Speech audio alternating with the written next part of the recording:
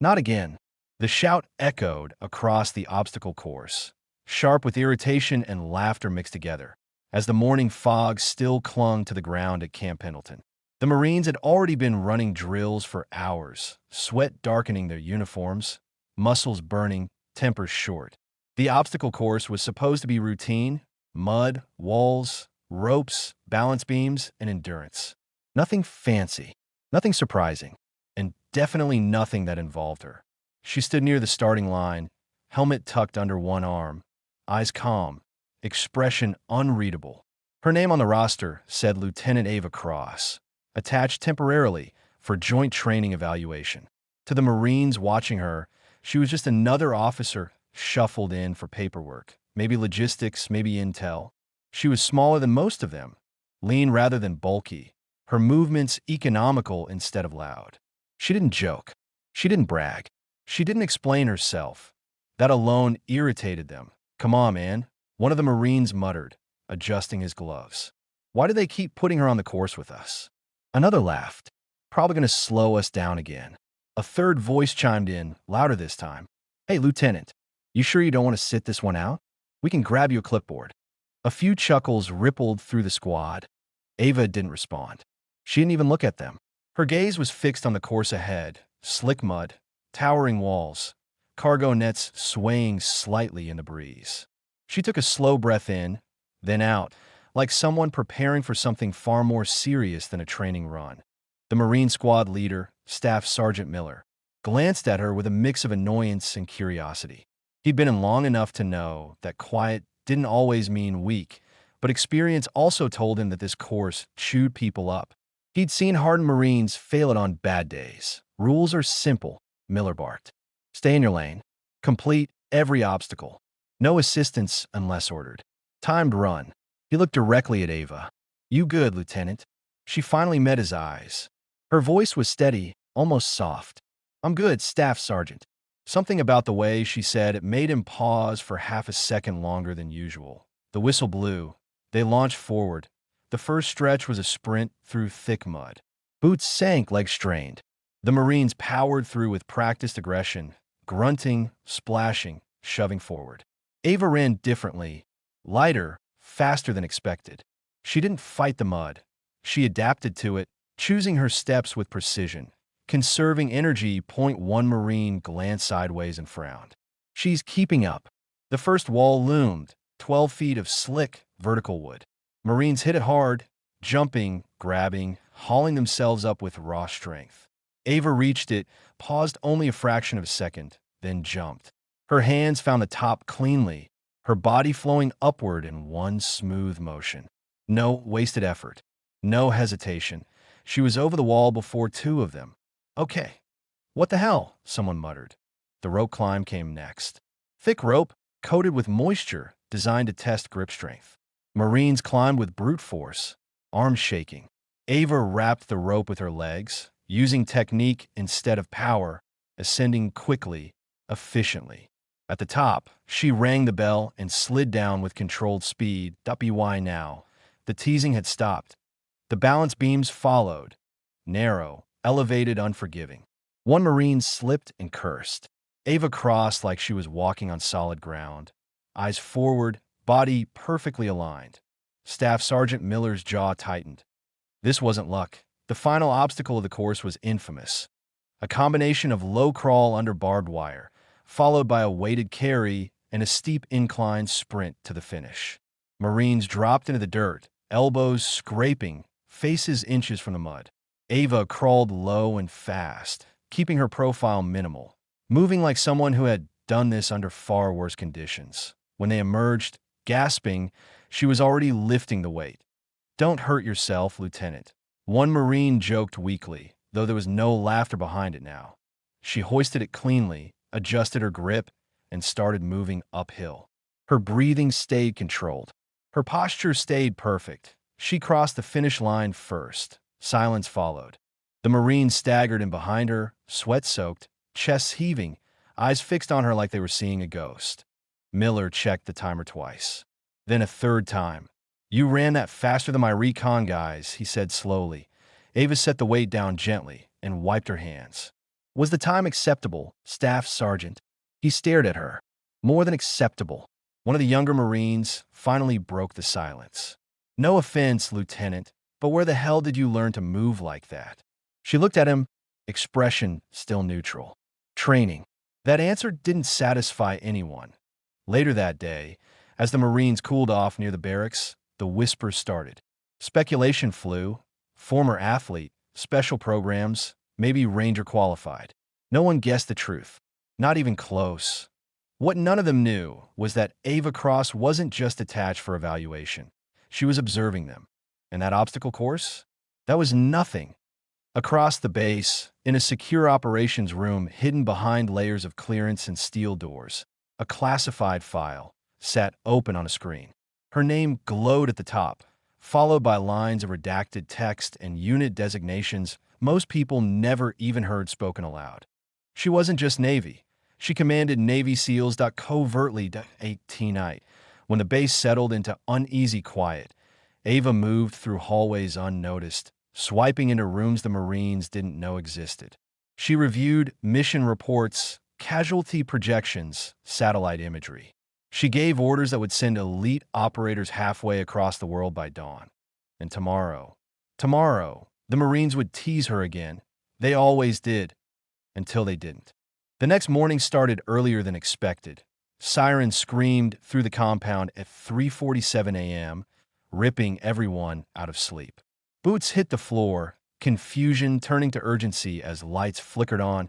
Outside. Now, the instructors roared. Lena was already moving by the time the others were scrambling into formation. She stood ready, breathing controlled, eyes alert. The bullies noticed. They always noticed. The instructors wasted no time. They sent the recruits straight into a forced march, heavy packs biting into shoulders, the night air cold enough to sting lungs with every breath. This time, the mocking didn't last long. The pace was relentless. One by one, the loudest voices faded. Sweat froze on skin. Steps slowed. Complaints turned into silence. Lena stayed steady. Her stride never broke rhythm. Her shoulders stayed relaxed. When someone stumbled ahead of her, she adjusted her pace without losing momentum. One of the bullies faltered, knees buckling under the weight. The instructor barked at him to move. Without thinking, Lena reached out and shifted his pack slightly, redistributing the weight as they walked. He shot her an angry look. I don't need help. She didn't answer. She just kept walking. By sunrise, several recruits were on the verge of collapse. The instructors gathered them near the watercourse, a wide, cold stretch designed to break confidence. Pair up, one ordered. The bullies tried to avoid Lena. They failed. The water shock hit like knives. Breath left bodies in sharp gasps. Panic rippled through the group. Lena submerged calmly, controlling her breathing, guiding her partner with short, clear signals. When he started to flail, she anchored him, steady and firm, just like she'd been taught years ago. They surfaced together. The instructors exchanged glances. Later that day, during a brief rest window, one of the bullies finally snapped. Who are you? He demanded. Seriously, you don't train like anyone else. Lena wiped sweat from her brow. I train like myself. That's not an answer. She met his eyes. For the first time, there was no softness there. Just truth. My father trained me. They laughed. Your dad? What? He played tough guy in the backyard. She didn't smile. He trained people who never came home, she said quietly. The laughter died. The final evaluation came without warning. A simulated rescue under pressure. Low visibility. Time limits. Team coordination. Chaos. Orders overlapped. People froze. The bullies panicked, shouting over each other. Lena took command without raising her voice. Move left. Slow your breathing. Follow my count. They did. Not because she outshrank them. Because she sounded like someone who knew exactly what she was doing. They completed the exercise with seconds to spare. When it was over, the instructor stepped forward. Carter, he said, where did you learn this level of discipline? Lena hesitated, then answered honestly. My father trained special operations. He believed skill meant nothing without control. The instructor nodded once. The bullies didn't say anything. They didn't need to from that day on. The mocking stopped. Respect replaced it. Not loud, not dramatic, but real. Weeks later, as training continued, Lena never brought it up again. She didn't need it as she'd proven what mattered. Not with words, but with calm under pressure, strength without arrogance, and skills forged long before anyone was watching. And that's the truth the bullies learned too late. You never know who someone is by how new they look. You only find out when it counts. The respect Lena earned didn't come with applause.